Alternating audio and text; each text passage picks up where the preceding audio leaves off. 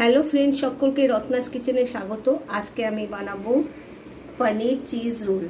তো পনির cheese role বানানোর জন্য নিয়েছি এখানে ময়দা মেখে নিয়েছি, আটা ময়দা মিলিয়ে মেখে নিয়েছি নুন দিয়ে। নিয়েছি চিজ, নিয়েছি পনির, নিয়েছি নুন, নিয়েছি সয়া, নিয়েছি হচ্ছে কেচাপ, টমেটো কেচাপ নিয়েছি, আর নিয়েছি হচ্ছে গার্লিক চিলি সস আর গোলমরিচ। এই যে গোলমরিচ। তাওয়া বসিয়ে দিয়েছি, দিয়ে দিয়েছি তেল। এটা সাদা তেল দিয়েই করবো, বাটার দিয়ে করলে বেশ ভালো হয়। আর সামান্য একটুখানি নুন দিয়ে দেবো, সামান্য, খুব সামান্য।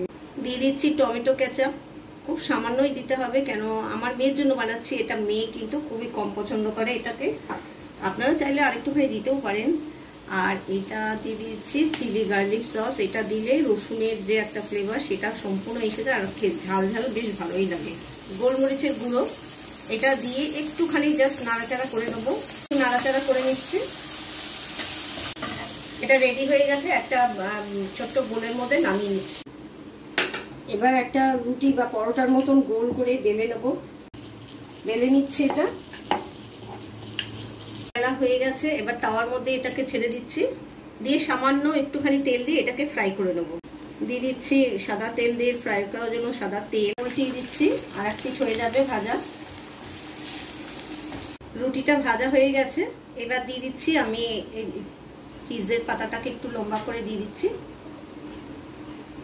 এবার পনিরগুলোকে এর মধ্যে সাজিয়ে দিচ্ছি। বন্ধুরা, কেমন লাগছে দেখে? তো আমার তো ভীষণ ভালো লাগছে, আর খাবে কিন্তু আমার মেয়ে। আর কিছু দিতে হবে না, এবার রোল করে নিতে হবে, ব্যাস রেডি হয়ে যাবে চিজ পনির রোল। কেমন লাগলো আমি এটাকে সার্ভ করে দেখাচ্ছি। কেমন লাগলো দেখতে? কিন্তু অসাধারণ হয়েছে, খেতেও কিন্তু বেশ ভালো লাগে। এরকম ধরনের স্ন্যাক্স রেসিপি পেতে অবশ্যই রত্নাস কিচেনের সঙ্গে থাকুন। ভালো লাগলে লাইক করবেন, শেয়ার করবেন বন্ধুবান্ধব সকলের সঙ্গে। আর যারা সাবস্ক্রাইব করছেন না, প্লিজ সাবস্ক্রাইব করে আমার সঙ্গে থাকবেন। বাই।